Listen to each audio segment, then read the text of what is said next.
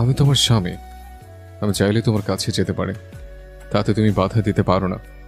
আমার অধিকার আছে তোমার কাছে যাওয়ার। কোন অধিকারের কথা বলছেন আপনি? আপনি আমাকে আপনার স্ত্রী হিসেবে মানেন? যে স্বামীর অধিকার ফলাতে আসছেন আপনি? আপনি হয়তো ভুলে গেছেন আর কিছুদিন পরে আপনার আর অলিভিয়া ম্যামের এঙ্গেজমেন্ট। আপনি যদি অলিভিয়া ম্যামকে ভালোই না বাসতেন তাহলে তো আর এঙ্গেজমেন্টে রাজি হতেন না, তাই না? তুমি ভুল ভাবছো। তাহলে ঠিকটা কি আপনিই বলুন।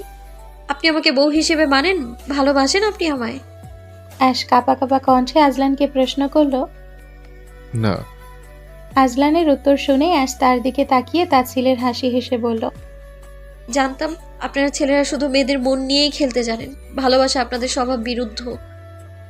এটা বলেই অ্যাশ কেবিন থেকে বের হতে নিলে আজলান হাত ধরে তাকে থামিয়ে দেয়। আজলান অ্যাশের কাছাকাছি এসে তার গালে হাত দিয়ে তার অশ্রুসিক্ত নয়নের দৃষ্টি নিক্ষেপ করে নেশালো কণ্ঠে বলে, তুমি বুঝতে পারো না অ্যাশ, আমি আমি তোমাকে ভালোবাসি না। তোমার প্রতি আমার যে অনুভূতি, সেটা ভালোবাসা না, এটা তার থেকেও বেশি কিছু। আমি যখন তোমাকে দেখি তখন সময় থেমে যায়। আমার চোখ, আমার মন, আমার নিঃশ্বাস, সবটা জুড়ে শুধু তুমি। তুমি ছাড়া কোনো দ্বিতীয় নারীর অস্তিত্ব আমার জীবনে নেই। এই আমিতে শুধু একজনের অস্তিত্ব বিদ্যমান, আর সেটা হলে তুমি। তোমার পাশে আমি নিজেকে ছাড়া অন্য কাউকে সহ্য করতে পারি না। আমি তোমাকে চাই, এমনভাবে চাই যেন তোমার প্রতিটা নিঃশ্বাস আমার নাম থাকে। এই অনুভূতির নাম প্রেম না অ্যাশ, এটা অবসেশন। আমি তোমার প্রতি অবসেসড। আমি শুধু তোমাতে আসক্ত। তুমি আমার ভালোবাসা না, তুমি আমার অবসেশন, যাকে নিজের করে পাওয়ার জন্য আমি পুরো পৃথিবীর সাথে লড়তে রাজি। আজলানের এমন সহজ সরল স্বীকারোক্তি অ্যাশের মনে দাগ কেটে গেল। সে আবারও নতুন করে বোধ হয় আজলানের প্রেমে পড়ে গেল। সে মাথা নিচু করে এতক্ষণ আজলানের বলা প্রতিটা কথা মনোযোগ দিয়ে শুনছিল। আজলানের কথা শেষ হতেই সে তার শার্টের বোতাম খোঁটাতে খোঁটাতে বলল, কিন্তু কিছুদিন পরে তো আপনারা অলিভিয়া ম্যামের এঙ্গেজমেন্ট। আজলান হাসতে হাসতে বলল, আগে দেখো তো হয় কিনা। মানে? তোমাকে মানে বুঝতে হবে না। এটা বলে আজলান অ্যাশকে নিজের আরো কাছে টেনে নিয়ে এলো। আজলান আর অ্যাশের মধ্যে এখন 1 সেন্টিমিটারও জায়গা ফাঁকা নেই। আজলান অ্যাশের এতটা কাছাকাছি আসার কারণে অ্যাশের বুকে ধুকপুকানি বাড়তে লাগলো। তার বুক স্বাভাবিকের তুলনায় অনেক দ্রুত গতিতে ওঠানামা করা শুরু করলো। আজলান হাত বাড়িয়ে অ্যাশের থুতনি ধরে ওপরের দিকে তুলল। অ্যাশের চোখে চোখ রেখে তার দিকে কিছুটা ঝুঁকে এলো। আজলান কি করতে চাইছে সেটা বুঝতে পেরে অ্যাশ আজলানের থেকে 1 পা পিছিয়ে গেল। আজলান অ্যাশকে তার চোখের ইশারায় কি হয়েছে তা জানতে চাইল। অ্যাশ আমতা আমতা করে বলল, আপনি না কিছুদিন আগে আমাকে বুড়ি বলেছিলেন, এখন আবার এমন কেন করছেন? আজলান ঠোঁট কামড়ে উত্তর দিল, প্রেম রোগ যখন জাগে তখন 3 বছর মাকেও যুবতী লাগে, আর সেখানে তুমি তো পিওর ভার্জিন। এটা বলে আজলান এক টানে অ্যাশকে নিজের সাথে মিশিয়ে নিল। অ্যাশকে কিছু বলার সুযোগ না দিয়ে তার ওষ্ঠদ্বয় নিজের ওষ্ঠের আয়ত্তে নিয়ে নিল। চেপে ধরল নিজের ঠোঁটের সাথে আগ্রাসী এক চুমুতে। ঠোঁট কামড়ে ধরে আরো গভীর করে ফেলল চুমুটা। হাতটা ধীরে ধীরে চুলের ফাঁক গলিয়ে ঘাড় ছুঁয়ে নামিয়ে নিয়ে এলো পিঠ বরাবর। অ্যাশ কেঁপে উঠল। অ্যাশ আজলানের থেকে এক মুহূর্তের জন্য মুখ সরিয়ে বলল, আজলান, আমরা কিন্তু। সে আর কিছু বলতে পারল না। আজলান নিজের ঠোঁট দিয়ে আবারও তার ঠোঁট চেপে ধরল, আগের বারে থেকেও তীব্রভাবে। তার সারা শরীরে আজলানের হাত নির্দ্বিধায় বিচরণ করছে। আজলানের হাতের এমন অবাধ্য ছোঁয়া তাকে বেসামাল করে তুলল। সে চাইলেও আজলানের স্পর্শে সাড়া না দিয়ে থাকতে পারল না। তার শরীর মন সবটাই আপাতত তার নিয়ন্ত্রণের বাইরে। অ্যাশের সাড়া পেয়ে আজলান যেন নিজেকে আর কন্ট্রোল করতে পারল না। সে অ্যাশের কোমর আরো শক্ত করে ধরে তাকে কোলে তুলে নিয়ে দেওয়ালের সাথে ঠেস দিয়ে দাঁড়ালো। অ্যাশ 2 হাত দিয়ে আজলানের গলা জড়িয়ে ধরল। আজলানের হাত চলে গেল অ্যাশের গলায়, কামড়ের দিকে। সে আরো গভীরভাবে স্পর্শ করতে লাগলো তাকে। ঠোঁট দিয়ে পিষ্ট করতে থাকলো অ্যাশের ঠোঁট। এভাবে প্রায় 20 মিনিট পরে অ্যাশের ঠোঁট ছেড়ে দিয়ে আজলান তার কানের কাছে নেশালো সুরে বলল, তোমার শরীরে গ্রান আমাকে প্রতিনিয়ত মাতাল করে দিচ্ছে। তোমার কাছে এলে আমি নিজেকে আর সামলাতে পারি না। কথা শেষ করে আজলান আবারও অ্যাশের কাছে আসতে নিলে অ্যাশ আবারও বাধা দেয়। সে জোরে জোরে শ্বাস নিয়ে হাঁপাতে হাঁপাতে বলে, প্লিজ প্লিজ আজলান, আর না, আমি আর নিতে পারছি না, দম বন্ধ হয়ে যাচ্ছে আমার। আজলান বাঁকা হেসে বলে, সবে তো শুরু জান, এতটুকুতে হাঁপিয়ে গেলে হবে? তুমি হলে মিস্টার আজলান ড্রেকের ওয়াইফ। তুমি এতটুকুতে হাঁপিয়ে যেতে পারো না? This is not fair babe. Ash আজলানের কথা শুনে তার দিকে বড় বড় চোখ করে তাকালো। তোমার এই চাহনি আমাকে আরো উত্তেজিত করে দিচ্ছে। আমি জানি তুমি বুঝতে পারছো। এখন আমি তোমাকে আরো কাছে চাই, তোমাকে আরো গভীরভাবে অনুভব করতে চাই। আজলান অ্যাশকে আরো কাছে টেনে নিল। দুজনের শ্বাস প্রশ্বাস মিলেমিশে একাকার হয়ে গেল। আজলানের চোখে ছিল এক অব্যক্ত দাবি, যেটা অ্যাশকে ভেতর থেকে চূর্ণ বিচূর্ণ করে দিচ্ছে। সে চাইলেও আজলানকে বাধা দিতে পারছে না। আজলান অ্যাশের গলা থেকে স্কার্ফ খুলে ছুঁড়ে দূরে ফেলে দিয়ে জামার বোতামে হাত দিতেই কেউ বাহির থেকে কেবিনের দরজায় নক করলো। দরজার বাইরে কারো উপস্থিতি অনুভব করে অ্যাশ আজলানের থেকে দূরে সরে গেল। এমন রোমান্টিক মুহূর্তে বাধা পেয়ে আজলানের মুখ থেকে বিরক্তিতে চরসূচক শব্দ উচ্চারিত হলো। তোর কি আমাকে ডিস্টার্ব করা ছাড়া কোনো কাজ নেই? আজলানের কথায় জ্যাক যেন বিস্ময়ে চরম সীমানায় পৌঁছে গেল। সে তাকে বিরক্ত করে। কেন স্যার, আমি আবার কি করলাম? কি করিসনি সেটা বল। আমার 32 বছরের রসকসীন জীবনে একটু রোমাঞ্চের ছোঁয়া লেগেছিল, তাও তুই এইভাবে নষ্ট করে দিলি। আজলানের কথা জ্যাকের মাথার উপর দিয়ে গেল। কি এমন হাদারামের মতো দাঁড়িয়েছিস কেন? কিসের জন্য আমার রোমাঞ্চে 12টা বাজালি সেটা বল। আসলে স্যার, ম্যাম যে লয়ারের সাথে দেখা করতে এসেছিল সে এসে গেছে, তাই তার সেক্রেটারি ম্যামকে ডেকে দিতে বলল। আচ্ছা, ম্যাম কোথায়? আজলান কিছু বলতে যাবে তার আগেই কেবিনের ভেতর থেকে অ্যাশ বেরিয়ে এলো। জ্যাক অ্যাশকে লয়ারের কথা বলতে যাবে তার আগে আজলান অ্যাশকে গাড়িতে গিয়ে বসতে বলল। অ্যাশও সেখানে এক মুহূর্ত দাঁড়িয়ে না থেকে চলে গেল। স্যার, এটা কি হলো?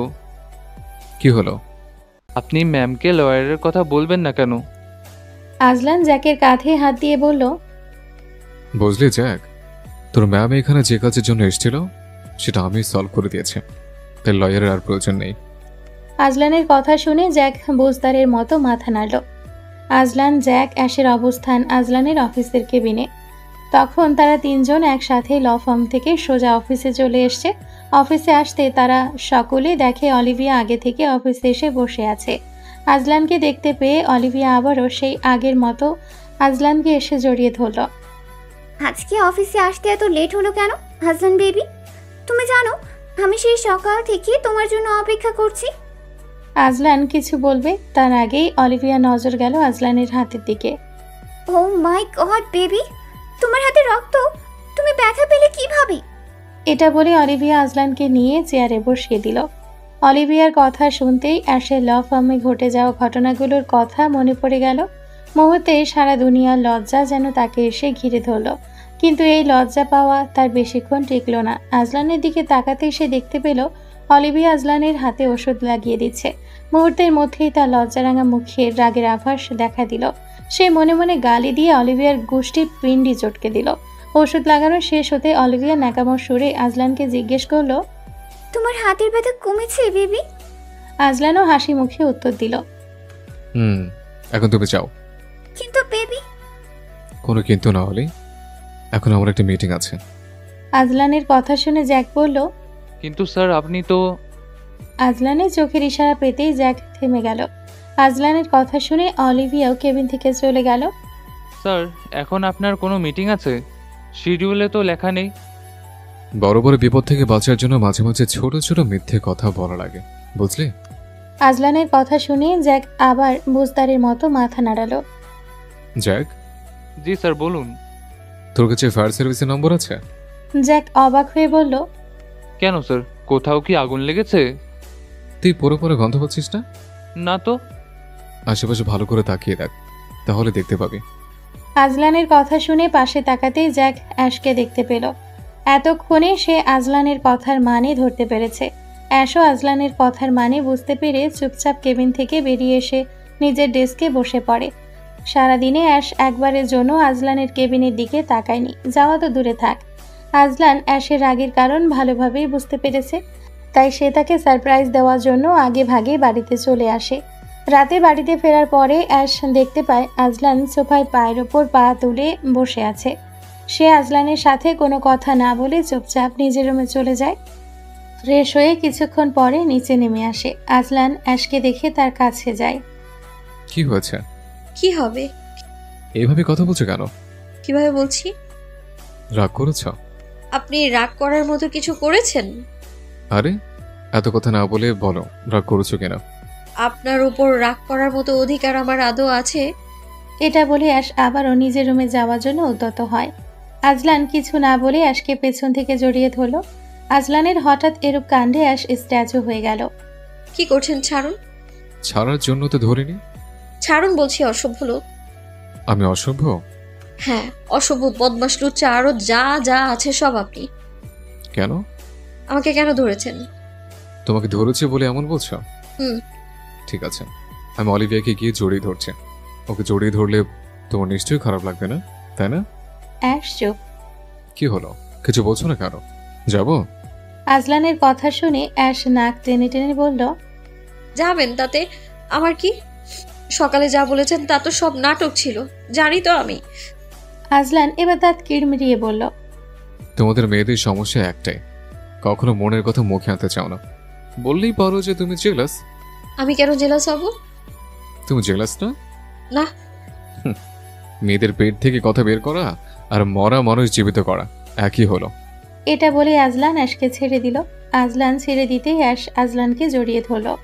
আপনি এমন কেন করেন? কি করে আমি? আপনি তো ওই ন্যাকা মেয়েটাকে আপনার কাছে আসতে দেন কেন তাহলে? আপনি বোঝেন না আমি আপনাকে কতটা পছন্দ করি? ঠিক আছে, ওকে আর আমার কাছে আসতে দেবো না, কিন্তু তুমি আমাকে শুধু পছন্দ করো। উম, ভালোবাসি আপনাকে। কবে থেকে? প্রথম যেদিন আমাদের বাড়িতে দেখেছিলাম সেদিন থেকেই। সত্যি? হুম। অ্যাশের কথা শুনে আজলান মুচকি হেসে তাকে কোলে তুলে নিল। কি করছেন? উপরে চলো, তাহলে দেখতে পাবে। উপরে কি আছে? সারপ্রাইজ। সারপ্রাইজ কিসের?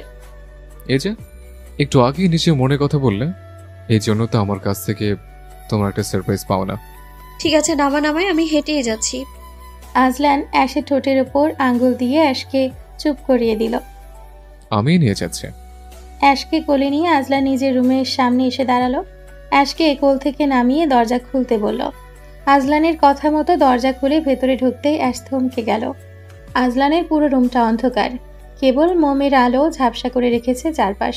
মেঝেতে গোলাপের পাপড়ি ছড়ানো, দেওয়ালের পাশে টেবিলে চকলেট ফাউন্টেন, তার পাশে ফলের ঝুড়িতে রাখা স্ট্রবেরি আর চেরি ফল। রুমের এক কোণে একটা ছোট্ট টেবিল, সেখানে দুটো গ্লাস আর একটা বোতল রাখা, ভেতরে হালকা রুবি রঙের পানীয়, তার পাশে কিছু বরফের টুকরো রাখা।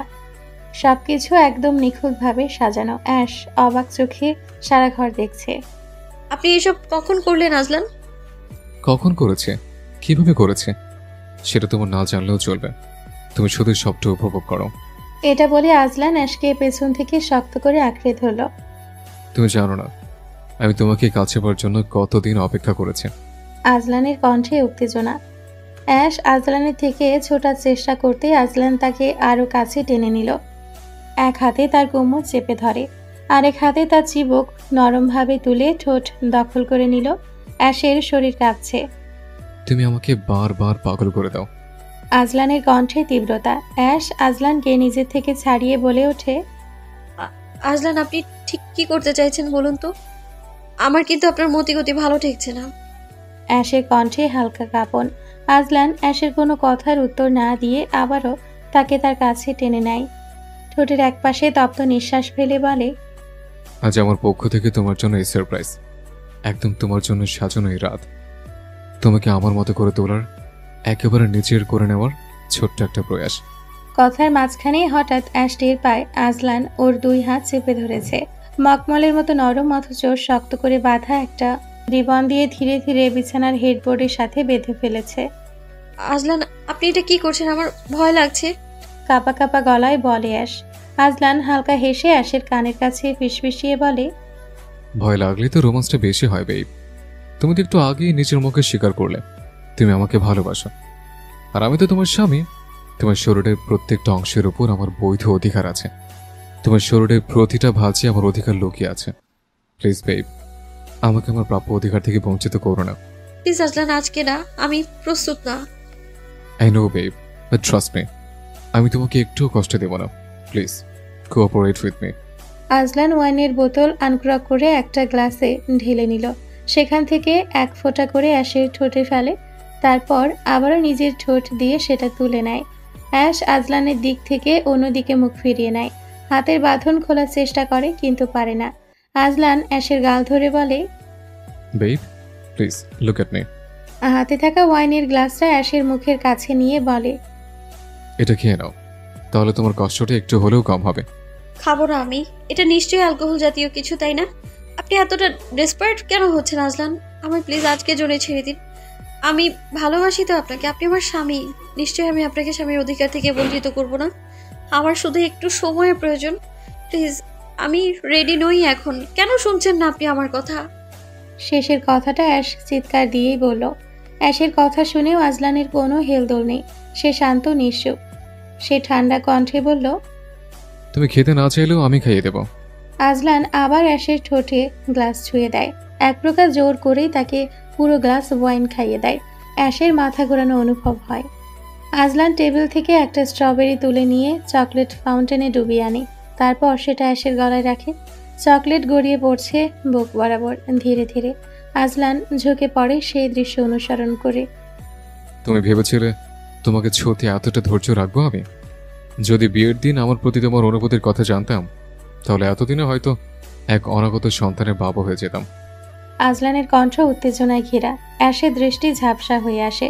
শরীরটা কেঁপে ওঠে। চোখ বন্ধ করেও সে বুঝতে পারছে আজ রাতে সে নিজেকে হারাবে কামনায় ভেজা এক গভীর গণিতে, যেখানে শুধু আজলান আর তার অবাধ্য ছোঁয়া। অ্যাশ হালকা মাতাল হয়ে উঠেছে। চোখ বুজে আসছে। চারপাশ যেন ঝাপসা। আজলান তখন চেরি দিয়ে তার ঘাড়ে, গলায়, কাঁধে একরকম শিল্প তৈরি করছে। ঠোঁট ছুঁয়ে ছুঁয়ে বারবার শিহরণ তুলে দিচ্ছে তার শরীরে। আজলান টেবিল থেকে এক খণ্ড বরফের টুকরো তুলে ঠোঁটে ছোঁয়ায়। তারপর ধীরে ধীরে অ্যাশের ঘাড় বরাবর তা গড়িয়ে দেয়। ঠান্ডায় অ্যাশের দেহটা শিউরে ওঠে। আজলান অ্যাশের কানের কাছে গিয়ে নেশালো কণ্ঠে বলে, তোমার শরীর যখন কাঁপে তখন আমার রক্ত আরো গরম হয়ে ওঠে। সে অ্যাশের গলায় এক টুকরো স্ট্রবেরি চেপে ধরে। তারপর চকলেট ফাউন্টেনে ডুবিয়ে নেয় এক টুকরো চেরি। অ্যাশের ঘাড়ের দিক থেকে স্লাইড করতে করতে নিচের দিকে নামে। ধীরে ধীরে চেরিটা তার নাভির ভেতর রেখে দেয়। এইটুকু গভীরতা আজ আমার শুরু। আর শেষ কোথায় জানো? আজলান ওই চেরিতে ঠোঁট না ছুঁয়ে জিহ্বা দিয়ে চারপাশটা ছুঁয়ে দেয়। ঠোঁট, জিহ্বা আর নিঃশ্বাস সবটা একসাথে অ্যাশের ত্বকে দাগ কাটে। অ্যাশ বাধা দিতে চায় কিন্তু পারে না। তার দেহের প্রতিটা পেশি যেন একে একে গলে যাচ্ছে। ঠোঁট অজান্তেই নাম ধরে ফেলে। আজলান প্লিজ। আজলান থামে না। সে চকলেট মেখে ফেলে তার বুকের মাঝখানে। তারপর ধীরে ধীরে জিহ্বায় মুছে নেয় সেই দাগ। অ্যাশের নিঃশ্বাস ভারী হয়ে আসে। ঠোঁট কাঁপে। শরীর বেঁকে ওঠে তীব্র উত্তেজনায়। আজকের রাত কেবল স্পর্শের নয় বেব। আজলানের কণ্ঠ নেমে আসে অ্যাশের ঠিক কানের গোড়ায়। আজকের রাত তোমার ভিতরের সব ভয়, লজ্জা, দ্বিধা সব পুরনো। তোমার আত্মা পর্যন্ত আমার করে তোলার। তোমার শরীরের প্রত্যেকটা ভাঁজে আমার নাম লেখা। আজলানের ঠোঁটের বেসামাল ছোঁয়া এবার বুক থেকে ঘাড়, কাঁধ, নাভি হয়ে আবার উপরে উঠতে থাকে। তার প্রত্যেকটা চুমু যেন এক একটা আগুন, নরম অথচ তীব্র। অ্যাশের হাতে বাঁধন খুলে যায়, কিন্তু সে আগের মতো আজলানের কাছ থেকে ছোটার জন্য ছটফট করে না। সে এখন বন্দী আজলানের কামনা আর ভালোবাসা ছোঁয়ায়। অ্যাশ ক্লান্ত আর লালচে চোখে আজলানের দিকে তাকিয়ে কাঁপা কাঁপা গলায় ফিসফিস করে, আপনি আমায় ভেঙে দিচ্ছেন আজলান। আজলান অ্যাশের ঠোঁটে এক গভীর চুমু রেখে বলল, না বেব, তুমি ভাঙছি না, গড়ছি আমার মতো করে। আমার দুনিয়ায় যেখানে তুমি ছাড়া আর কিছুই নেই। এটা বলে আজলান অ্যাশের গায়ে ড্রেস খুলে দূরে ছুঁড়ে মারে। আস্তে আস্তে সে হারিয়ে যেতে থাকে অ্যাশের মাঝে। অ্যাশও কোনো প্রকার বাধা না দিয়ে তাকে কাছে টেনে নেয়। তারা দুজনেই একে অপরের মাঝে বিলীন হয়ে যায়। দুটি দেহ একটি সত্তায় পরিণত হয়। রুমের সকল মোমবাতি নিভে যায়। তাদের এই গভীর মিলনের সাক্ষী হয়ে থাকে এই অন্ধকার রুম আর রাতের এই নিস্তব্ধতা। রাত আরও গভীর হয়। আজলানের ঠোঁট, ছোঁয়া, কামনা সব মিলিয়ে এক অদ্ভুত ঝড় বইছিল অ্যাশের শরীর জুড়ে। যেন এক একটা চুমু, এক একটা কামড়ে তার প্রতিটি স্নায়ু কেটে নিচ্ছে। আজলান থামছে না। সে প্রায় অনেকক্ষণ যাবৎ এমন হিংস্রতা চালাচ্ছে তার শরীরের ওপর। অ্যাশ আর পারছে না। তার শরীর কাঁপছে। গলা দিয়ে শব্দ বের হচ্ছে না। ঠোঁট ফাঁকা, বুক ভারী, চোখ বন্ধ। নিস্তেজ হয়ে যায় সে আজলানের বাহু ডোরে। আজলান চমকে ওঠে। Ash, baby, are you okay? অ্যাশের কোনো সাড়া না পেয়ে আজলান বুঝতে পারে যে অ্যাশ সেন্সলেস হয়ে গেছে। ওহ শিট, আমার প্রথমবার এতটা ডেসপারেট হওয়া উচিত হয়নি। আজলানের কণ্ঠে আতঙ্ক। আজলান এক মুহূর্ত অপেক্ষা না করে অ্যাশকে কোলে তুলে নেয়। দ্রুত চলে যায় ওয়াশরুমে। Shower on. ঠান্ডা পানির ধারায় দুজনেই ভিজে যায়। আজলান অ্যাশকে শক্ত করে জড়িয়ে ধরে, চুলে হাত বোলায়। ঠান্ডা পানির স্পর্শে অ্যাশ চোখ খোলে। তার সারা শরীর জ্বলে যাচ্ছে। সে ফিসফিস করে বলে, আপনি আমায় নিঃশেষ করে দিলেন আজলান। আজলান অ্যাশের কপালে ঠোঁট রাখে। তোমাদের ছুতে গিয়ে নিজেও পড়ে গেছে। শাওয়ারের ধারা ভিজিয়ে দিচ্ছে তাদের শরীর, ভিজিয়ে দিচ্ছে আগুনের মতো জ্বলা কামনা। আজলান অ্যাশের মুখটা দুই হাতে ধরে আবারও ঠোঁটে চুমু দেয়। এইবার ধীর কিন্তু আরো গভীর। তারপরে দুজনেই জলের ধারায় দাঁড়িয়ে থাকে। দেহে দেহ মিশে গেছে, ঠোঁট ছুঁয়ে ঠোঁট। আর শাওয়ার থেকে গড়িয়ে পড়া পানি এক অদ্ভুত ছন্দে বাজছে। আজলান অ্যাশের গাল বরাবর জলের ফোঁটা গড়িয়ে পড়তে দেখে সেই পানি নিজে জিভে টেনে নেয়। অ্যাশ ঠান্ডায় কাঁপতে থাকে। তুমি যখন এভাবে কাঁপো আমি থামতে পারি না বেব। শাওয়ারের নিচেও আমার ভেতর আগুন নিচ্ছে না, বরং চলছে আরো বেশি। আজলানের হাত অ্যাশের পিঠে চলে যায়, ঠোঁট গলায় নামতে থাকে। তুমি যদি নিস্তেজ হয়ে যাও তাহলে আমি প্রাণপণে তোমায় জাগিয়ে তুলবো, 1000 বার, যতবার লাগবে। পানির ভেতরেও আগুন জ্বলে, বাষ্প জমে আয়নার কাছে। তাদের শরীরের মাঝে আর কিছুই থাকে না, শুধু একে অপরের হৃদস্পন্দন, ছোঁয়ার কাঁপুনি আর ঠান্ডা পানির ভেতরে জ্বলতে থাকা এক অনন্ত রাতের গল্প। রাত গড়িয়ে ভোর 4:38। ওয়াশরুমের কাচের ভেতর ধোঁয়া জমে আছে। ভিজে চুলের ভেতর দিয়ে হাত চালিয়ে আজলান আয়নার সামনে দাঁড়িয়ে। গায়ে একটা হালকা কালো টি শার্ট, চোখে ক্লান্তির ছাপ, তবুও ঠোঁটে এক ধরনের প্রশান্তি। আজ সে যা চেয়েছিল তার থেকেও বেশি পেয়েছে। ওয়াশরুম থেকে বেরিয়ে আসে সে। মোমবাতিগুলো আগেই নিভে গেছে। জানালার ফাঁক দিয়ে ভোরের নীলচে আলো ছুঁয়ে আছে বিছানা। রুম নিস্তব্ধ, শুধু একটা হালকা সুবাস, যেন অ্যাশের শরীর থেকে ছড়ানো কোনো নেশা এখনো বাতাসে ভাসছে। আজলান বেডের এক পাশে বসে চুপচাপ তাকিয়ে থাকে দরজার দিকে। মাত্র 1 মিনিট পরে ওর নিঃশ্বাস আটকে যায়। অ্যাশ ধীর পায়ে ওয়াশরুম থেকে বেরিয়ে আসে। ভেজা চুল, চোখে রাতের ঘুম আর ঠোঁটে এক টুকরো নীরব প্রশান্তি। আজলানে ঢিলে ঢালা সাদা শার্টটা পরে এসেছে। গায়ের সঙ্গে খসে খসে লেপ্টে আছে শার্টটা। উল্টো দিক থেকে আলো এসে গায়ে এক ধরনের স্বপ্নের ছায়া ফেলে। অ্যাশ চুপচাপ চলে আসে রুমের বেলকনির দিকে, রেলিংয়ে হেলান দিয়ে দাঁড়ায়। আজলান তাকিয়ে থাকে অপলক, যেন চোখের সামনে দাঁড়িয়ে এক অসম্ভব সুন্দর মুহূর্ত। সে ধীরে ধীরে পেছন থেকে এগিয়ে এসে অ্যাশের পিঠে হাত রাখে। এই দৃশ্যটা আমি সারা জীবন আমার চোখে বাঁচিয়ে রাখবো। অ্যাশ কিছু বলে না, কেবল হালকা হেসে বলে, আপনার শার্ট আমার শরীর চেনে আজলান, ঠিক যেমন আপনার ছোঁয়া এখন আমার নিঃশ্বাসে গাঁথা। আজলান বেলকনিতে রাখা চেয়ারে বসে পড়ে। অ্যাশকেও কাছে টেনে নেয়। অ্যাশ আদরের সুরে তাকে বলে, আমার একটা গান গেয়ে শোনাবেন প্লিজ। নিজের মায়াবতীর আবদার কি আজলান ফেলতে পারে? সে বাড়তি কোনো শব্দ ব্যয় না করে গান গাইতে শুরু করে। মনের দেয়ালে শুধু তোর ছবি আঁকা, আজকাল তোকে ছাড়া লাগে একা একা। প্রথম প্রেমের প্রথম নেশা কাটে না সহজে, মনটা কিছু বোঝে না রে, শুধু তোকে খোঁজে। চল না ভিজে যাই আমরা দুজনে ভালোবাসার প্রথম বর্ষায়।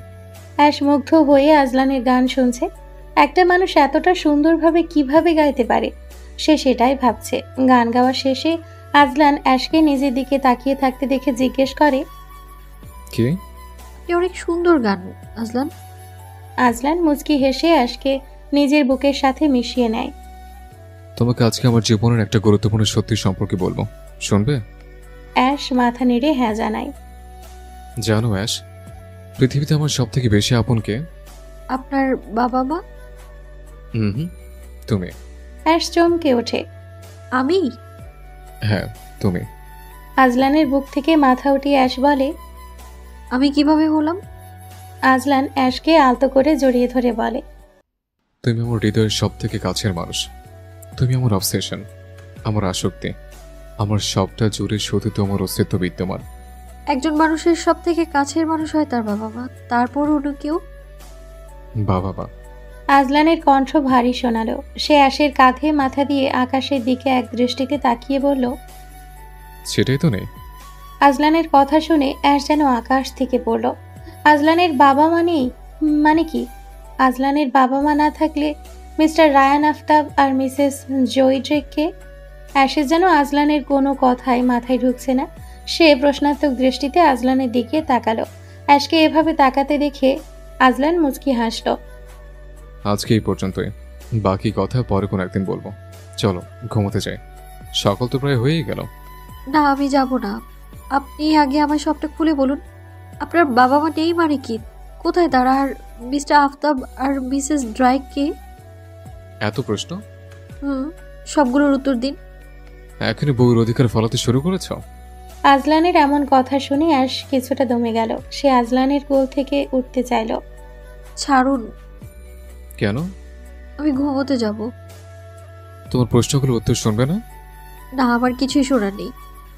আপনি আমার প্রশ্ন আর উত্তর নিয়ে এখানেই থাকুন। উফ, মেয়ে তো নয়, একেবারে ধানি লঙ্কা। কি হলো? ছাড়ুন বলছি।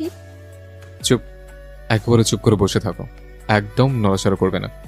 তুমি নড়াচড়া করলে আমার প্রেম পায়। তুমি কি আবার রাতের মতো? আজলান আর কিছু বলতে পারল না। তার আগেই অ্যাশ 2 হাত দিয়ে আজলানের মুখ চেপে ধরল। অসভ্য অভদ্র লোক, মুখের কোনো লাগাম নেই আপনার। আজলান তার মুখ থেকে অ্যাশের হাত সরিয়ে বলল, আমার কোনো কিছুতেই লাগাম নেই, সব কিছুতে লাগাম টানার জন্য তুমি তো আছোই। আজলানের এমন লাগাম ছাড়া কথাবার্তা শুনে অ্যাশের কান লাল হয়ে গেল। সে কথা ঘোরানোর জন্য আমতা আমতা করে বলল, আপনি না বলেছিলেন কি যেন ইম্পর্টেন্ট কথা বলবেন, সেটা বলুন। আজলান বুঝলো অ্যাশ লজ্জা পাচ্ছে। সে বুঝে না মেয়েদের এত লজ্জা কেন, তবুও সে কথা ঘুরিয়ে নিল। এটাই বলতে চেয়েছিলাম তোমাকে। কোনটা? এই যে আমি আপনার সব থেকে আপন, এটা? হুম। আর আপনার বাবা মায়ের ব্যাপারটা, ওটা বলবেন না? আজলান দীর্ঘশ্বাস ছেড়ে বলল, দুনিয়ার মানুষ যাদেরকে আমার বাবা মা হিসেবে চেনে, তারা আমার বায়োলজিক্যাল পেরেন্টস না, তারা আমার আসল বাবা মা না। অ্যাশ, মানে তারা আপনার বাবা মা না? তাহলে আপনার বাবা মা কোথায়? আর আপনি তাদের কাছেই বা এলেন কি করে? অ্যাশের কণ্ঠে বিস্ময়। আমি জানি না আমার বাবা মাকে, এটাও জানি না তারা তো বেঁচে আছে কিনা। আমি শুধু জানি মিস্টার আফতাব আর মিসেস ড্রেক আমার বায়োলজিক্যাল বাবা মা না। তারা আমাকে বাংলাদেশের কোনো অনাথ আশ্রম থেকে অ্যাডপ্ট করেছিল। আজলানের কণ্ঠে হতাশার ছাপ। আপনি কিভাবে জানলেন যে আপনাকে দত্তক নেওয়া হয়েছে, তাও আবার বাংলাদেশে কোনো অনাথ আশ্রম থেকে? আজলান কখনো প্রমাণ ছাড়া কথা বলো না অ্যাশ। তারা জানে যে আপনি তাদের সন্তান না, এটা আপনি জানতে পেরেছেন? না, তারা কেন, কেউই জানে না। আজকে শুধু তুমি জানলে। তারা তো আমাকে তাদের নিজের সন্তানের মতোই ভালোবাসে। আমি কিছুতে এটা জানিয়ে তাদেরকে কষ্ট দিতে চাই না, না চাই দুনিয়ার মানুষকে এটা জানাতে যে আমি তাদের নিজেদের সন্তান না। দুনিয়ার মানুষ তাদের মাধ্যমে আমাকে চিনুক, জানুক আজলান ড্রেক রায়ান আফতাব আর জয় ড্রেকের সন্তান। তাতে খারাপ তো কিছু নেই। আমাকে অন্যকে গর্ভে ধারণ করলেও আমাকে কষ্ট করে এরাই বড় করেছে। আমাকে কখনো ঘোনা খড়ু টের পেতে দেয়নি যে আমি তাদের নিজেদের সন্তান না। আপনি আপনার বাবা মাকে খোঁজার চেষ্টা করেননি? করেছিলাম, সত্যিটা জানার জন্য, নিজের আসল পরিচয় জানার জন্য। ফ্রেন্ডদের সাথে ট্রিপের অজুহাতে নিজের মাতৃভূমি, নিজের জন্মস্থান বাংলাদেশেও গিয়েছিলাম, কিন্তু কোনো ক্লু পাইনি। আর কিছু ঝামেলা হওয়ার কারণে বেশি দিন বাংলাদেশে থাকা হয়ে ওঠেনি।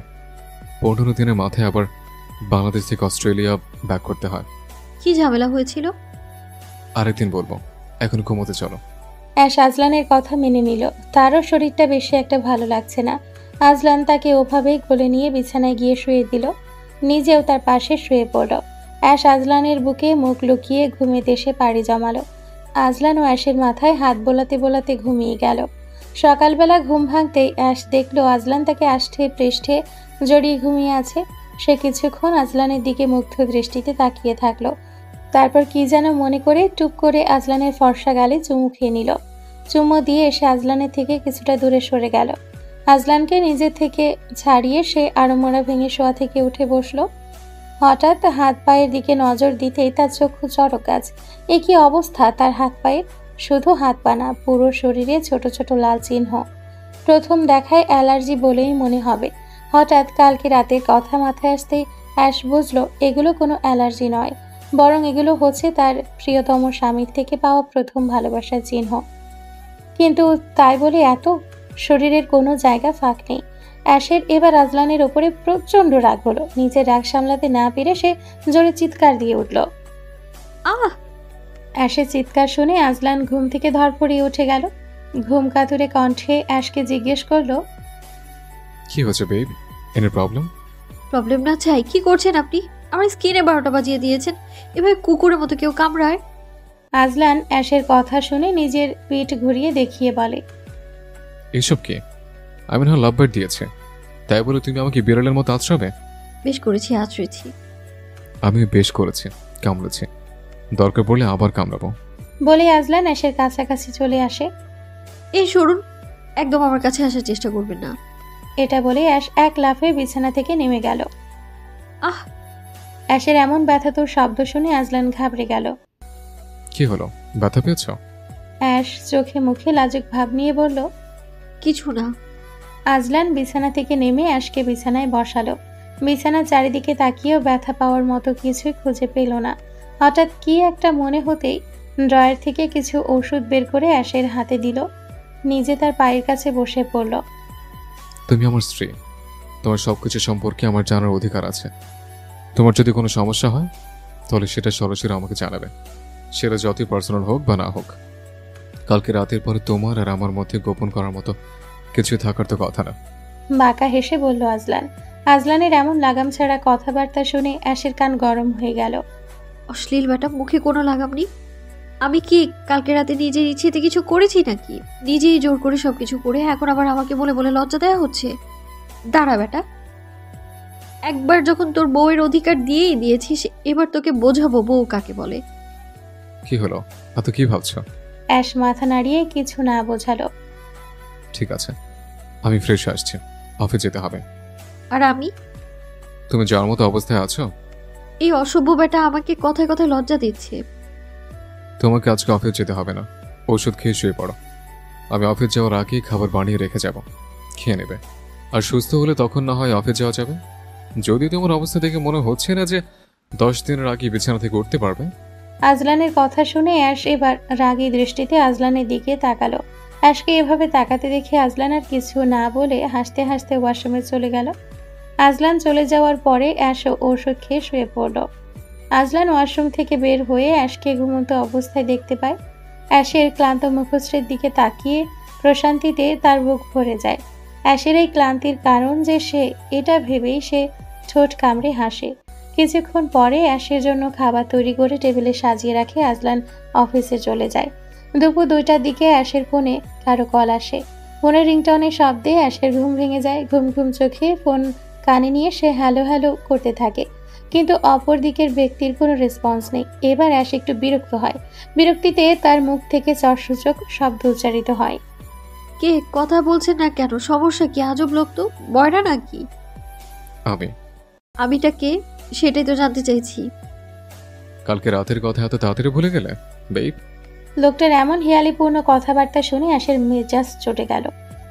কি কালকে রাতে কি? এটুকু বলতে অ্যাশ থেমে গেল। কালকে রাতের কথা তার মাথায় নাড়াচাড়া শুরু করলো। সে ফোনটা কান থেকে নামিয়ে চোখের সামনে ধরল। ফোন স্ক্রিনে বড় বড় অক্ষরে লেখা আজলান। সে কাঁপা কাঁপা কণ্ঠে বলল, আজলান? আমার বউয়ের স্মৃতিশক্তি তো দারুণ, এত তাড়াতাড়ি আমাকে চিনে ফেললে। আসলে আসলে নকলে শুনতে চাচ্ছি না। তাহলে ফোন কেন দিয়েছেন? আজলান নরম সুরে মিষ্টি করে বলল। কি করছে আমার মিষ্টি বউটা? আজলানের এমন কথা শুনে অ্যাশের হিচকি উঠে গেল। সে তাড়াতাড়ি বিছানার পাশে রাখা পানির গ্লাস থেকে পানি খেয়ে নিল। লোকটা পাগল টাগল হয়ে গেল নাকি? কিসব যাতা বলছে? ওদিকে অ্যাশের কোনো সাড়া শব্দ না পেয়ে আজলান অধৈর্য হয়ে গেল। কি হয়েছে? একটা কথা জিজ্ঞেস করেছে, কানে যায় না? না মানে ঘুমোচ্ছিলাম আর কি। আজলান নিজের হাত ঘড়ির দিকে তাকিয়ে বলল। দুপুর 2টার সময় কেউ ঘুমায় নাকি? আজলানের কথা শুনে অ্যাশ যেন আকাশ থেকে পড়ল। 2টা? এত সময় কখন হলো? টেরই তো পেলাম না আমি। আজলান ব্যঙ্গাত্মক সুরে বলল। কুম্ভকর্ণের মতো ঘুমালে সময় হিসেব থাকবে নাকি? আজলানের কথা শুনে অ্যাশ রাগী কণ্ঠে বলল। এই দেখুন। কি দেখাবে? যা দেখে সবকিছু তো কালকে রাতেই দেখেছে, আর কিছু বাকি আছে নাকি? অ্যাশ দাঁতে দাঁত চেপে বলল। অসভ্য। আপনি বড় সভ্য। আপনার থেকে ভালো আছি। ভালো থাকলেই ভালো। উল্টাপাল্টা কথা না বলে যার জন্য ফোন করেছেন তা বলুন। আপনার যদি ঘুম পরিপূর্ণ হয়ে থাকে তাহলে দয়া করে ফ্রেশ হয়ে খাবার খেয়ে নেবেন। রান্নাঘরে সব খাবার তৈরি করা আছে। ঠিক আছে, ফোন রাখলাম। Love you too. আমি আপনাকে লাভ ইউ কখন বললাম? তুমি না বললে আমি শুনেছি। আজব। Love you too babe. Ash বিরক্ত হয়ে কিছু না বলেই ফোন কেটে দেয়। অ্যাশ ফোন কেটে দিলে আজলান তার টেবিলে ফোন রেখে বলে। আনরোমান্টিক বউ। রাতে অফিস থেকে ফিরে আজলান পাসওয়ার্ড দিয়ে বাড়ির ভেতরে ঢুকে। সারা বাড়ি অন্ধকার। সে আলো না জ্বালিয়ে নিজের রুমে যায়। রুমে গিয়ে অ্যাশকে রুমে দেখতে পায় না। সে বুঝতে পারে অ্যাশ নিজের রুমে আছে, তাই সে আর কিছু না ভেবেই টি শার্ট আর ট্রাউজার নিয়ে ওয়াশরুমে চলে যায়। ফ্রেশ হওয়ার পর আজলান অ্যাশকে আনার জন্য তার রুমে যায়। রুমে ঢুকতেই তার চোখের সামনে ভেসে ওঠে ঘুমন্ত অ্যাশের মুখশ্রী। অ্যাশ নিজের বিছানায় এলোমেলোভাবে ঘুমিয়েছিল। ড্রিম লাইটের আলোতে অ্যাশকে অনেকটা আবেদনময়ী লাগছিল, কিন্তু অ্যাশের শরীরের কথা চিন্তা করে আজলান নিজেকে কন্ট্রোল করে নিল। সে চুপচাপ অ্যাশকে কোলে করে নিজের রুমে নিয়ে আসলো। মাঝরাতে অ্যাশের ঘুম ভেঙে গেল। তার শ্বাস নিতে কষ্ট হচ্ছিল। তার এমন মনে হচ্ছিল যেন যে কোনো কিছুর নিচে চাপা পড়ে আছে। ঘুম ভাঙতেই অ্যাশ নিজেকে আজলানের বাহুডোরে আবদ্ধ পেল। এতক্ষণে সে তার শ্বাস নিতে কষ্ট হওয়ার কারণটা বুঝতে পারল। আজলান অ্যাশকে এতটা শক্ত করে ধরে আছে দেখে মনে হচ্ছে হাত আলগা করলেই তার কাছ থেকে সে পালিয়ে যাবে। অ্যাশ আজলানের কাছ থেকে ছোটার জন্য মোচড়ামুচড়ি শুরু করলো। অ্যাশের এত নড়াচড়ার কারণে আজলানের ঘুম ভেঙে গেল। কি হয়েছে? কেচুর মতো মোচড়াচ্ছ কেন? ছাড়ুন আমায়, এত শক্ত করে কেউ ধরে মেরে ফেলবেন নাকি আমায়? চুপ। নাড়াচাড়া বন্ধ করো আর ঘুমাও। যদি ঘুম না আসে তাহলে চোখ বন্ধ করে চুপচাপ শুয়ে থাকো। তাও কেচুর মতো করো না। আমাকে ঘুমোতে দাও।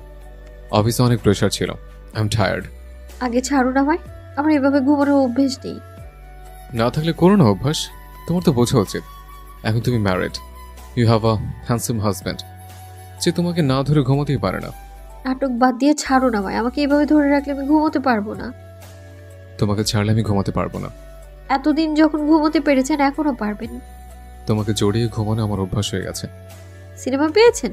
একদিনেই কেউ কারো অভ্যাস হয় নাকি? আজলান অ্যাশের গলায় মুখ গুজে দিয়ে বলল। আমিও ভাবি তুমি কেমন করলে যে আমি একদিনেই তোমাতে অভ্যস্ত হয়ে গেলাম। ঘুম পাচ্ছে আমার আজলান। ঘুমাও, বারণ তো করছি না। ছাড়ছেন না তো। না ছাড়লে ঘুমোবো কি করে? একে তো আমার পারমিশন ছাড়া আমায় এই রুমে নিয়ে এসেছেন, আর এখন আমাকে মারার প্ল্যান করছেন। তোমার উপর অধিকার খাটাতে আমার কোনো পারমিশনের দরকার হবে না বেব। এখন ঘুমাও, আর ঘুম না আসলে বলতে পারো কালকে রাতটা অনেক ভয় ছিল। আজলানের কথা শুনতে অ্যাশ চুপ হয়ে গেল। আজলান ঠোঁট কামড়ে হেসে বলল। ঘুমিয়ে গেছো বেব? না ঘুমালে আমরা কালকের সমাপ্তি থেকে আবার আরম্ভ করতে পারি। আজলান, আমি অসুস্থ। তাই তো জিজ্ঞেস করছে, নাহলে পারমিশন নিতাম না। অ্যাশ চুপ। সমস্যা নেই, ঘুমাও। সকালে অফিস যেতে হবে আমার। এটা বলে আজলান অ্যাশকে নিজের সাথে মিশিয়ে নিল। অ্যাশও কোনো বাধা না দিয়ে চুপটি করে আজলানের বুকে মাথা দিয়ে ঘুমিয়ে পড়ল। সকালের উত্তপ্ত রোদ জানালা ভেদ করে আজলানের মুখে পড়ল। তার ঘুম ভেঙে গেল। ঘুম ভাঙতেই সে অ্যাশকে নিজের বুকের সাথে লেপ্টে থাকতে দেখল। অ্যাশ একদম বিড়ালের বাচ্চার মতো গুটিসুটি মেরে আজলানের বুকের সাথে মিশে আছে। আজলান অ্যাশের কপাল থেকে চুল সরিয়ে দিয়ে একটা চুমো দিল। ঘোর লাগা দৃষ্টিতে তার দিকে তাকিয়ে বলল। একদম বিড়ালের বাচ্চা। তোমাকে ঘুমন্ত অবস্থায় চুমুটা না দিয়ে যদি জাগ্রত অবস্থায় দিতাম তাহলে কি তুমি এইভাবে চুপচাপ থাকতে? নিশ্চয়ই না। এটা বলে আবারও অ্যাশের কপালে ঠোঁট ছোঁয়াবে তার আগেই অ্যাশ চোখ মেলে তাকায়। অ্যাশের হঠাৎ এভাবে চোখ মেলার কারণে আজলান ঘাবড়ে যায়। আজলানকে এভাবে নিজের দিকে ঝুঁকে থাকতে দেখে অ্যাশ জিজ্ঞেস করে। কি করছিলেন আপনি? আজলান আমতা আমতা করে বলে। কই কিছু না তো। আজলানের কথা শুনে অ্যাশের সন্দেহ হয়। সে শোয়া থেকে উঠে বসে পড়ে। আপনি আমার ঘুমিয়ে থাকার সুযোগ নিচ্ছিলেন আজলান? অ্যাশের এমন প্রশ্নে আজলান ভ্যাবাচ্যাকা খেয়ে যায়। আমি আমি কেন তোমার সুযোগ নেব? তুমি তো পুরোটাই আমার। তোমার কি সুযোগ নেব? সুযোগ যদি নেওয়ারই হয় তাহলে অন্য মেয়ে আছে। আজলানের এমন কথা শুনে অ্যাশের মাথায় রাগ উঠে গেল। সে আজলানের টি শার্টের কলার ধরে নিজের কাছে নিয়ে আসলো। রাগী কণ্ঠে বলল। শুনুন মিস্টার আজলান, যখন আপনি আমাকে কবুল বলে বিয়ে করেছেন তখন থেকেই পৃথিবীর অন্য মেয়েরা আপনার জন্য হারাম হয়ে গেছে। ভুলেও আমি ছাড়া অন্য কারো দিকে তাকানোর কথাও ভাববেন না। সুযোগ নেওয়ার চিন্তা করা তো দূরেই থাক। এটা বলে অ্যাশ আজলানকে ছেড়ে বিছানা থেকে নেমে ফ্রেশ হতে গেল। এদিকে আজলান অ্যাশের যাওয়ার দিকে তাকিয়ে ফিসফিসিয়ে বলল। আমার শহরে তুমি ছাড়া অন্য কারোর প্রবেশ নিষিদ্ধ। কারণ আমার আমিটা শুধু তোমাদের সীমাবদ্ধ। অ্যাশ ওয়াশরুম থেকে উকি দিচ্ছে। রুমে আজলান আছে কিনা তা দেখার প্রাণপণ চেষ্টা চালাচ্ছে। তখন আজলানকে ওভাবে কথাটা বলার পর নিজেই লজ্জায় শেষ হয়ে যাওয়ার অবস্থা হচ্ছিল। তাই আর কিছু না বলে একেবারে সোজা ওয়াশরুমে ঢুকে গেছিল। শাওয়ার নেওয়ার পর তার মনে পড়ল যে সে জামা কাপড় আনতেই ভুলে গেছে। তাই এখন টাওয়াল পরে রুমের মধ্যে আজলান আছে কিনা তা দেখার চেষ্টা চালাচ্ছে। আজলানকে রুমের মধ্যে দেখতে না পেয়ে অ্যাশ হাঁপ ছেড়ে বাঁচল। গুটি গুটি পায়ে আলমারির কাছে এগিয়ে গেল। আলমারি থেকে জামা কাপড় বের করে হাতে নিতেই আজলান দরজা খুলে রুমের ভেতর প্রবেশ করলো। অ্যাশকে এই সময় এভাবে টাওয়াল পরা অবস্থায় নিজের সামনে দেখে আজলানের চোখ ছানা বড়া হয়ে গেল। হঠাৎ আজলানকে দেখে অ্যাশও যেন নড়তে পারছে না, একেবারে স্ট্যাচু হয়ে গেছে। আজলান সামনের দিকে পা বাড়াতে অ্যাশ জোরে চিৎকার দিয়ে জামাকাপড় নিয়ে এক দৌড়ে ওয়াশরুমের ভেতরে গিয়ে দরজা আটকে দিল। অ্যাশের এমন কাণ্ডে আজলান বোকা বনে গেল। সে ভাবুক হয়ে বলল, সবকিছু তো দেখা শেষ, তাহলে? আজ অ্যাশও অফিসে এসছে। যদিও সকালের ওই ঘটনার পর অ্যাশ আজলানের ধারে কাছেও ঘেঁষেনি। আজলান অফিসে আসার জন্য বাড়ি থেকে বের হওয়ার পরে অ্যাশ ওয়াশরুম থেকে বের হয়েছিল। এখন শুধু সে সৃষ্টিকর্তার নাম নিচ্ছে যেন কোনোভাবে আজলানের সামনে না পড়ে। আজলান নিজের কেবিনে বসে সারাক্ষণ অ্যাশের দিকে নজর রেখে যাচ্ছে। তার মনটা অ্যাশের জন্য আনচান আনচান করছে। অ্যাশকে জড়িয়ে ধরে একটা চুমু না খাওয়া পর্যন্ত তার মনে শান্তি লাগবে না। তাই সেই উদ্দেশ্য পূরণের জন্য সে কেবিন থেকে বের হয়ে অ্যাশের টিমের কাছে গেল। সকলকে কাজ সম্পর্কে কিছু সাজেশন দিয়ে ফিরে আসার সময় অ্যাশের কানের কাছে গিয়ে গান গাওয়া শুরু করলো। আমি নষ্ট মনে নষ্ট চোখে দেখি তোমারে, মন আমার কি চায় বোঝাই কেমনে। বাকিটুকু গাওয়ার সৌভাগ্য আর আজলানের হলো না। তার আগেই অ্যাশ চিৎকার দিয়ে উঠল। আজলান, অ্যাশের এভাবে আজলানের নাম ধরে চিৎকার দিতে শুনে সকলে তার দিকে অবাক দৃষ্টিতে তাকিয়ে রইল। অ্যাশও সেটা বুঝতে পারল, তাই কথা ঘোরানোর জন্য হাতে একটা ফাইল নিয়ে বলল, মানে আজলান স্যার, আমাকে একটু এটা বুঝিয়ে দেবেন? আজলানও এতক্ষণ এই সুযোগের অপেক্ষায় ছিল। সে মুখে গম্ভীর ভাব নিয়ে বলল, কেবিনে আসুন, বুঝিয়ে দিচ্ছে। এটা বলে আজলান কেবিনের দিকে হাঁটা দিল। অ্যাশ হাতে ফাইল নিয়ে নিজের বোকামির জন্য নিজেকে গালি দিতে দিতে আজলানের পিছু পিছু তার কেবিনে গেল। কেবিনে ঢুকতেই অ্যাশ দেখল আজলান টেবিলের সাথে হেলান দিয়ে দাঁড়িয়ে আছে। সে হাতের ফাইলটা চেয়ারে রেখে বলল, সমস্যা কি আজলান? আপনি আমাকে টিচ কেন করছেন? কখনো অফিসে, কখনো বাড়িতে। আপনি আগে তো এমন ছিলেন না। আজলান চুপচাপ অ্যাশের কথা শুনে যাচ্ছে। কি হলো, কিছু কেন বলছেন না? আজলান অ্যাশের দিকে ঘোর লাগা দৃষ্টিতে তাকিয়ে বলল। কি বলবো? আজলানের এভাবে তাকানো দেখে অ্যাশ ঘাবড়ে গেল। সে আমতা আমতা করে বলল, এভাবে তাকিয়ে কেন আছেন? আজলান হাত দিয়ে অ্যাশের কানের পেছনে চুল গুজে দিয়ে ডিপ হাস্কি ভয়েসে বলল, Want to test pH of your lips, babe? মানে? আর কিছু বলবে তার আগে অ্যাশের মাথায় আজলানের কথার মানেটা স্পষ্ট হয়ে গেল। সে আর কিছু না বলেই হাত দিয়ে মুখ চেপে আজলানের থেকে এক পা পিছিয়ে গেল। হঠাৎ করে আজলানের চোখে একরকম অদ্ভুত উন্মাদনা জেগে উঠল। সে অ্যাশের কোমরে হাত দিয়ে ঘুরিয়ে তাকে টেবিলের ওপরে বসালো। নিজে দুপায়ের মাঝখানে গিয়ে দাঁড়ালো। অ্যাশের হাত তখনও তার মুখে, যেন সে হাত দিয়ে নিজের ঠোঁট বাঁচানোর আপ্রাণ চেষ্টা চালাচ্ছে। অ্যাশের এমন কাণ্ড দেখে আজলান নিজের হাসি সংবরণ করতে পারল না। আজলানকে এভাবে হাসতে দেখে অ্যাশ কিছুটা স্বাভাবিক হলো। সে ধীরে ধীরে তার মুখের ওপর থেকে হাত সরিয়ে নিল। এবার আজলান কোনো পূর্বাভাস না দিয়েই এক হাত দিয়ে অ্যাশের দুই হাত টেবিলের সাথে চেপে ধরল। আরেক হাত অ্যাশের ঘাড়ের ওপর দিয়ে তাকে নিজের কাছে নিয়ে আসলো। চোখে লালসা, নিঃশ্বাস ভারী।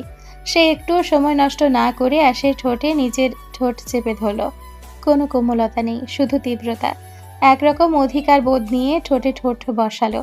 আজলানের স্পর্শে অ্যাশের শরীর কেঁপে উঠল, কিন্তু আজলান তাকে ছাড়ল না, বরং আরো গভীরভাবে, আরো উন্মাদ হয়ে ঠোঁট চেপে ধরল, যেন সে প্রমাণ করতে চাইছে এই ঠোঁটের উপর শুধুমাত্র তার অধিকার, যাকে বাধা দেওয়ার মতো ক্ষমতা স্বয়ং ঠোঁটের মালকিনেরও নেই। তার স্পর্শটা ছিল জোরালো, দাবিদার, এমনকি একটু হিংস্র, কিন্তু তাতেই ছিল এক অদ্ভুত রকমের ভালোবাসা। 1 মিনিট, 5 মিনিট, 10 মিনিট, এভাবে প্রায় 20 মিনিট পর আজলান অ্যাশকে ছাড়ল। আজলানের কাছ থেকে ছাড়া পেয়ে অ্যাশ হাঁপাতে লাগলো, জোরে জোরে নিঃশ্বাস নিতে লাগলো। অ্যাশের এমন অবস্থা দেখে আজলান বাঁকা হেসে তার দিকে পানির গ্লাস এগিয়ে দিল। আজলানের হাত থেকে পানির গ্লাস নিয়ে অ্যাশ এক নিঃশ্বাসে সবটুকু পানি খেয়ে নিল। পানি খাওয়া শেষে টেবিলের ওপর থেকে নিচে নেমে দাঁড়ালো। রাগী দৃষ্টিতে আজলানের দিকে তাকিয়ে কিছু বলতে যাবে তার আগেই কেবিনে জ্যাক ঢুকলো। জ্যাককে দেখে অ্যাশ আজলানকে কিছু বলতে পারল না। চুপচাপ ফাইল হাতে নিয়ে কেবিন থেকে বেরিয়ে এলো। অ্যাশ বেরিয়ে যেতে জ্যাকের নজর গেল আজলানের ঠোঁটের দিকে, যেটা টুকটুকে লাল হয়ে আছে। জ্যাক হয়তোবা কিছু আন্দাজ করলো। স্যার, আপনারা কি কিছু করছিলেন? মানে বিজি ছিলেন? পার্সোনাল রেড চেরি টেস্ট করছিলাম। স্যার, আপনার ঠোঁটে চেরি রং লেগে আছে। আজলান ঠোঁটে হাত লাগিয়ে দেখলো অ্যাশের ঠোঁটের লাল লিপস্টিক তার ঠোঁটে লেগে আছে।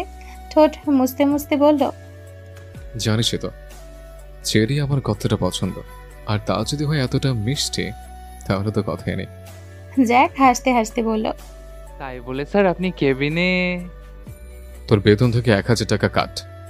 জ্যাক অবাক হয়ে বলল, স্যার 2000। জ্যাক চুপ হয়ে গেল। এখন কথা বলে যে মাস শেষে তার পকেট পুরো খালি থাকবে তা তার বুঝতে বাকি নেই। এসেছিলে কিসের জন্য? রিভান স্যার কল করেছিল। কেন? আপনার মম অসুস্থ, তাকে নিয়ে তারা হসপিটালে গিয়েছেন, আপনাকেও যেতে বলেছে। অ্যাশকে গিয়ে বল ডাকছে। ওকে। এটা বলে জ্যাক কেবিন থেকে বেরোতে নিচ্ছিল। আর শোন, জি স্যার।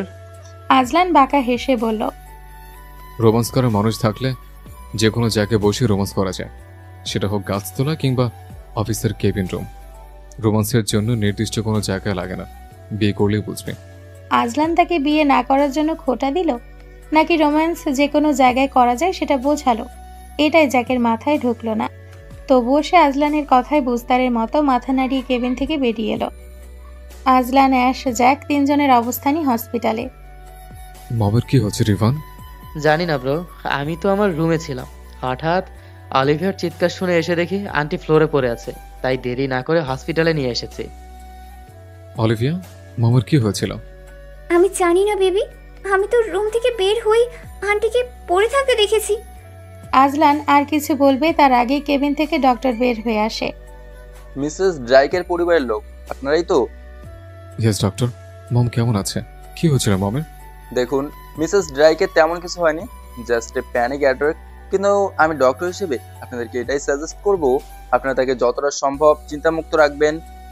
ওকে ডক্টর, আমরা কি পেশেন্টের সাথে দেখা করতে পারি? ইয়েস। এটা বলে ডক্টর চলে গেলেন।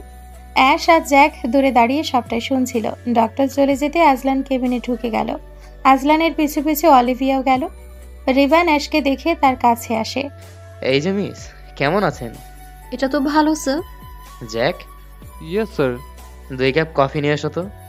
Okay sir. এটা বলে জ্যাক কফি আনতে চলে গেল। অ্যাশ বারবার দূর থেকে উকি মেরে কেবিনের ভেতরের দিকে দেখার চেষ্টা করছে।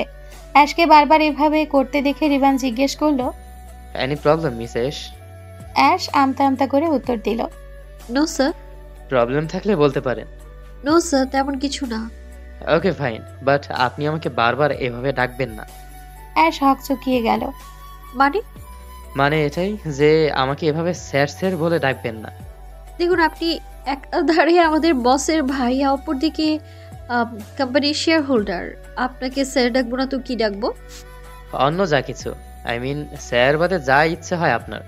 আসলে স্যার ডাকটা শুনলে নিজেকে একটু বয়স্ক ফিল হয়। আর ইউনো 28 বছরে একজন অবিবাহিত যুবকের কাছে নিশ্চয়ই এই ডাকটা ভালো লাগবে না। অ্যাশ রিভানের দিকে তাকিয়ে মনে মনে ভাবতে থাকে, লোকটা কি আমার সাথে ফ্লার্ট করছে? হুম, একদম না। আমি মেয়েদের সাথে মোটেও ফ্লার্ট করি না। আর তা যদি হয় আপনার মতো সুন্দরী, তাহলে তো কখনোই না। রিভানের কথা শুনে অ্যাশ চমকে গেল, কিন্তু কিছু জিজ্ঞেস করার আগেই জ্যাক এসে পড়ল। স্যার এই নিন কফি। জ্যাকের কাছ থেকে কফি নিয়ে রিভান 1 কাপ অ্যাশকে দিল, আরেক কাপ নিজে নিল। আপনি আর জ্যাকসা একটু কথা বলুন, আমি ওই দিক থেকে আসছি। ওকে। অ্যাশ জ্যাক আর রিভানের কাছ থেকে যেতে নিতেই অলিভিয়ার সেখানে এসে পড়ল। অলিভিয়ার হঠাৎ এসে পড়ার কারণে অ্যাশের হাতে থাকা কফির কাপ থেকে সামান্য কফি অলিভিয়ার ড্রেসে পড়ে যায়। সরি ম্যাম, আমি extremely sorry. Sorry my foot. তুমি এটা ইচ্ছে করে করেছো তাই না? না ম্যাম, আপনি হঠাৎ করে সামনে এসে পড়লেন, তাই আর কি। Shut up. নিজে ভুল করে এখন আমার মুখে মুখে তর্ক করা হচ্ছে। দাঁড়াও, দেখাচ্ছি মজা। এটা বলে অলিভিয়া রিভানের হাত থেকে কফির কাপ নিয়ে সবটুকু অ্যাশের গায়ে ঢেলে দেয়। গরম কফি গায়ে পড়ার কারণে অ্যাশের হাতের ফর্সা চামড়া লালচে আকার ধারণ করে। রিভান অলিভিয়ার হাত থেকে কফির কাপ নিয়ে ছুঁড়ে ফেলে দেয়। আরে ওকে অ্যাশ। অ্যাশ যন্ত্রণায় চোখ খিচে বন্ধ করে রেখেছে। জ্যাক, জলদি গিয়ে ঠান্ডা পানি নিয়ে এসো। আর হ্যাঁ, ডক্টরকে আসতে বলো। রিভানের কথা শুনে জ্যাক দৌড়ে ঠান্ডা পানি আনতে চলে গেল। রিভান অ্যাশকে নিয়ে চেয়ারে বসালো। কিছুক্ষণ পর জ্যাক পানি নিয়ে আসলো। স্যার, এই নিন পানি। আর ডক্টরকে আসতে বলেছি, উনি একটু পরেই চলে আসবে। রিভান জ্যাকের হাত থেকে ঠান্ডা পানির বোতল নিয়ে অ্যাশের লালচে জায়গায় ঢালতে শুরু করলো। কিছুক্ষণ পর ডক্টর এসে অ্যাশের হাতে ব্যান্ডেজ করে দিল আর কিছু মেডিসিন দিয়ে গেল। তুমি ঠিক আছো? অ্যাশ মাথা নেড়ে বোঝালো সে এখন ঠিক আছে। রিভান নিজের কোট খুলে অ্যাশের হাতে দিয়ে বলল। নাও। অ্যাশ অবাক হয়ে বলল, কেন? রিভান আমতা আমতা করে বলল, আসলে তোমার ড্রেসটা ভিজে গেছে, তাই আর কি। অ্যাশ কিছু একটা আন্দাজ করে নিজের দিকে তাকাতেই দেখতে পেল তার ড্রেস ভিজে যাওয়ার কারণে শরীরের কিছুটা অংশ স্পষ্ট বোঝা যাচ্ছে। তাই সে আর কথা না বাড়িয়ে রিভানের হাত থেকে কোট নিয়ে পরে নিল। সরি। অ্যাশ মুচকি হেসে বলল, কেন? রিভান মাথার পেছনে হাত দিয়ে চুল ঝাঁকাতে ঝাঁকাতে বলল, আসলে ভুল করে আপনি থেকে তুমিতে চলে গেছি। It's okay. আর থ্যাঙ্কস আমার হেল্প করার জন্য। Are you crazy Olivia? Olivia চুপ। আজকে যদি তোমার জন্য মেয়েটার কিছু হয়ে যেত তাহলে? অলিভিয়া এখনো চুপ। বাইরে এত চিৎকার চেঁচামেচি শুনে এতক্ষণ আজলান তার মায়ের কেবিন থেকে বের হলো। বের হয়ে অ্যাশকে চেয়ারে বসে থাকতে দেখে তার কাছে যেতে নিল। হঠাৎ তার চোখ পড়ল অ্যাশের হাতে করা ব্যান্ডেজের দিকে। তার বুক মোচড় দিয়ে উঠল। মুহূর্তেই তার চোখে মুখে রাগের আভাস দেখা গেল। সে অ্যাশের কাছে না এসে রিভান আর অলিভিয়ার কাছে গেল। কি হচ্ছে রিভান? হসপিটালে চেঁচামেচি করছিস কেন? কি করব বল, তোর হবু বউকে একটু সামলা। আর একটু হলে তো মেয়েটাকে পুড়িয়ে মারতো। মানে কি, কাকে মারতো? কেন, তোর বউ বি ওয়াইফ অলিভিয়া, সে তো আর একটু হলে অ্যাশকে পুড়িয়ে মারতো। মেয়েটা ভুল করে ওর ড্রেসে একটু কফি ফেলে দিয়েছে, তাই বলে ও পুরো 1 কাপ গরম কফি মেয়েটার গায়ে ঢেলে দিল। দেখ মেয়েটার কি অবস্থা। এটা বলে রিভান হাতের ইশারায় অ্যাশকে দেখালো, কিন্তু আজলান সেদিকে তাকালো না। বাদ দে, যা হওয়ার হয়ে গেছে। আজলানের কথা রিভানের বেমানান লাগলো। আজলান কখনো অন্যায়কে প্রশ্রয় দেয় না, তাহলে আজকে কেন? শুধুমাত্র অলিভিয়া আর উডবি আর অ্যাশ সামান্য সেক্রেটারি বলে? কি বলছিস তুই? তুই অলিভিয়াকে কিচ্ছু বলবি না? অলি নিশ্চয়ই ইচ্ছে করে কিছু করেনি, তাই না? আর তোকে আমার সেক্রেটারিকে নিয়ে এতটা ভাবতে হবে না। অলিভিয়া যেন আজলানের সাপোর্ট পেয়ে আকাশের চাঁদ হাতে পেয়ে গেল। সে রিভানকে বলল, এতটা হাইপার হচ্ছ কেন রিভান ভাইয়া? ও জাস্ট একটা এমপ্লয়। আর ও কফি ফেলে আমার যে জামা নষ্ট করেছে তার মূল্য ও সারা জীবনেও চোকাতে পারবে না। Third class me. আজলান চুপ। অলিভিয়ার অ্যাশকে উদ্দেশ্য করে এমন অপমানজনক কথা শুনেও আজলানের মুখভঙ্গির পরিবর্তন ঘটল না। আজলানের এমন রূপ দেখে অ্যাশ নিজের চোখে বিশ্বাস করতে পারল না। সে ভেবেছিল আজলান হয়তো তার পক্ষে থাকবে, তাকে কষ্ট দেওয়ার জন্য হয়তো অলিভিয়াকে কথাও শোনাবে, কিন্তু না। আজলানের মুখ দেখে তো এটাও মনে হচ্ছে না যে অ্যাশের কষ্টে তার আদৌ কিছু আসে যায়। অলিভিয়ার কথা শুনে আজলান চুপ থাকলেও রিভান চুপ থাকতে পারল না। সে অলিভিয়াকে কিছু কড়া কথা শোনাতে যাবে, তার আগে অ্যাশ এসে তাকে থামিয়ে দিল। বাদ দিন স্যার, আজলান স্যার ঠিকই বলেছে, যা হওয়ার হয়ে গেছে। আর সামান্য একজন সেক্রেটারি হাত পুড়লো নাকি সে মারা গেল, এতে তো আর তার তিনি তার উডবি ওয়াইফকে কষ্ট দিতে পারে না, তাই না? অ্যাশের কথা শুনে রিভান অলিভিয়াকে আর কিছুই বলল না। সে চুপচাপ তাকে নিয়ে হসপিটালের বাইরে চলে আসলো। আজলান শুধু নিশ্চুপভাবে রিভান আর অ্যাশে চলে যাওয়ার দিকে তাকিয়ে রইল। অলিভিয়া অ্যাশকে নিয়ে রিভানের এত পজিটিভনেস দেখে অলিভিয়া আজলানকে বলল, দেখেছো কেমন থার্ড ক্লাস মি? প্রথমে সারাদিন তোমার পিছু পিছু থাকতো, যেই জেনেছে তোমার সাথে আমার বিয়ে ঠিক হয়েছে সেই এখন রিভান ভাইয়াকে নিজের জালেই ফাঁসাতে চাচ্ছে। আজলান চুপ করে অলিভিয়ার কথা শুনছে। সে হসপিটালে কোনো সিন ক্রিয়েট করতে চায় না, তাই যতটা সম্ভব নিজেকে স্বাভাবিক রাখার চেষ্টা করছে। হসপিটালের বাইরে এসে অ্যাশ কান্নায় ভেঙে পড়ল।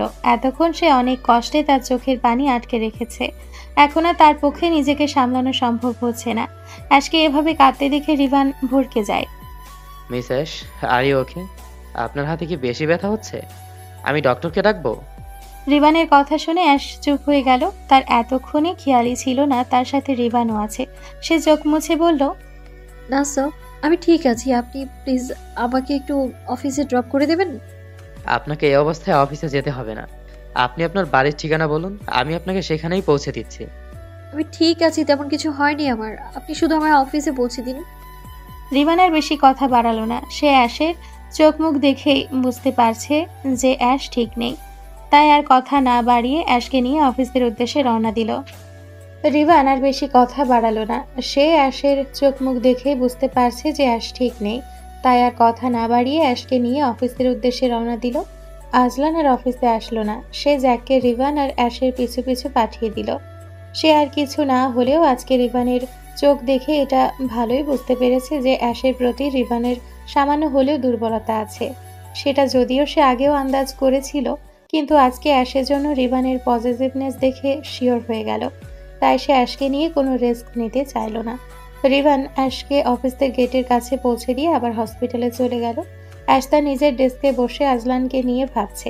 তার মাথায় সব উল্টো পাল্টা চিন্তারা হানা দিচ্ছে। সে ভেবে পাচ্ছে না আজলান কেন তখন অলিভিয়াকে কিছু বলল না। সে তো ভালোই জানে যে অলিভিয়া ভুল ছিল। তাহলে কি সে তাকে ভালোবাসে না? ভালো না বাসলে তার সাথে এতটা গভীরভাবে সময় কাটানোর মানে কি? আজলান কি তাকে ভালোবাসে না? সে কি তার শরীর ভোগ করার জন্য তার সাথে অভিনয় করেছে? সবটা কি নাটক, নাকি সে নিজে ভুল ভাবছে? কিছু তার মাথায় ঢুকছে না। চিন্তা করতে করতে তার মাথা ব্যথা হওয়ার উপক্রম। একদিকে হাতে ব্যথা, আরেকদিকে মাথায়। সে আর অফিসে থাকতে পারল না। জ্যাককে বলে বাড়িতে চলে এলো। স্যার, ম্যাম তো চলে গেছে। ফোনের ওপাশ থেকে গম্ভীর স্বরে উত্তর এলো, ওকে। আজলান আজকে আর তার ডুপ্লেক্স বাড়িটায় গেল না। সে গেল ড্রেক মেনশনে অলিভিয়ার সাথে। তার ড্যাড আপাতত দেশের বাইরে, আর রিভান মিসেস ড্রেকের সাথে হসপিটালে থেকে গেছে তার দেখাশোনা করার জন্য। যদিও তার অ্যাশের কাছে যাওয়ার ইচ্ছে ছিল, কিন্তু আজকে অলিভিয়া অ্যাশের সাথে যেটা করেছে তার শিক্ষা দেওয়ার জন্য আজকের দিনটা একদম বেস্ট। তাই আর তার অ্যাশের কাছে যাওয়া হলো না। অলিভিয়া আর আজলান বসে আছে ড্রেক ম্যানশনের বিশাল ড্রয়িং রুমের বিলাসবহুল সোফায়। আজু বেবি, কোল্ড ড্রিঙ্কস খাবি? না, আজকে এসবের মুড নেই। তাহলে কিসের মুড আছে? আজলান অলিভিয়ার কিছুটা কাছাকাছি এসে বলল, অন্য কিছু মুড হচ্ছে। আজকে সারা বাড়ি ফাঁকা, কোথাও কেউ নেই। অলিভিয়া আজলানের আরেকটু কাছে এগিয়ে বলল, কিসের মুড হচ্ছে? Can we go for a bathtub date? Olivia অবাক হয়ে গেল। সে যেন নিজের কানকে বিশ্বাস করতে পারছে না। আজলান নিজে তাকে ডেটের জন্য বলছে, তাও আর বাথটাব? অলিভিয়ার খুশি তার চোখে মুখে দেখা যাচ্ছে। অলিভিয়াকে এতটা খুশি হতে দেখে আজলান তার অগোচরে বাঁকা হাসল। Yes baby. আজলান সোফা থেকে উঠে বলল, চলো তাহলে যাওয়া যাক। প্লিজ 5 মিনিট ওয়েট করো বেবি, আমি যাবো আর আসবো।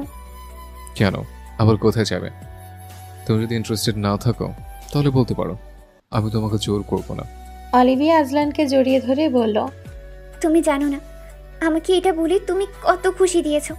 আমি তোমাকে সব সময় এভাবেই কাছে চাইতাম। আজকে যখন তুমি নিজেই বললে, তখন তো এই সুযোগটা হাতছাড়া করার প্রশ্নই আসে না। তাহলে কোথায় যাচ্ছ? সারপ্রাইজ! তুমি আমাদের ডেটের অ্যারেঞ্জমেন্ট করো, আমি এক্ষুনি আসছি।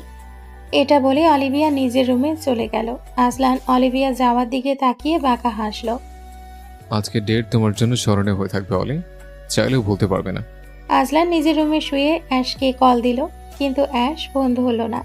প্রায় 200 বার কল দেওয়ার পরেও অ্যাশের কোনো রেসপন্স নেই। এক পর্যায়ে কল দিতে দিতে বিরক্ত হয়ে আজলান ফোন ফ্লোরে ছুঁড়ে মারল। তখনই রুমের ভেতর অলিভিয়া ঢুকলো। অলিভিয়াকে দেখে আজলান চোখ নামিয়ে নিল। অলিভিয়া একটা বিকিনি আর সিফন ওয়্যার পরেছে। আজলান অলিভিয়াকে এই অবস্থায় দেখে বিড়বিড়িয়ে বলল, নষ্ট মেয়ে, কিরকম কাপড় চোপড় পরে আমার সামনে এসছো? আচ্ছা, ভয়ও নেই, জোর সাথে খারাপ কিছু হতে পারে। দেশের মেয়েগুলোর ওপরে জন্যই আমার দিন দিন রোজ উঠে যাচ্ছে। একবার ডেটের কথা বললাম কি বললাম না, তার আগেই এগুলো পরে হাজির। বাথটাব ডেটের কথা না বলে রুম ডেটের কথা বললে না জানি আদৌ কিছু পরে আসতো কিনা। ভাগ্যিস আগেই বাংলাদেশ থেকে একটা পরি বিয়ে করে এনেছে, তাহলে নির্ঘাত মম ড্যাড এই নষ্ট মেয়েকে আমার ঘাড়ে ঝুলিয়ে দিত। থ্যাংক গড, তোমার এই উপকার জীবনেও ভুলবো না। আজলানকে বিড়বিড় করতে দেখে অলিভিয়ার খটকা লাগলো। সে ওই অবস্থায় আজলানের কোলে গিয়ে বসে পড়ল।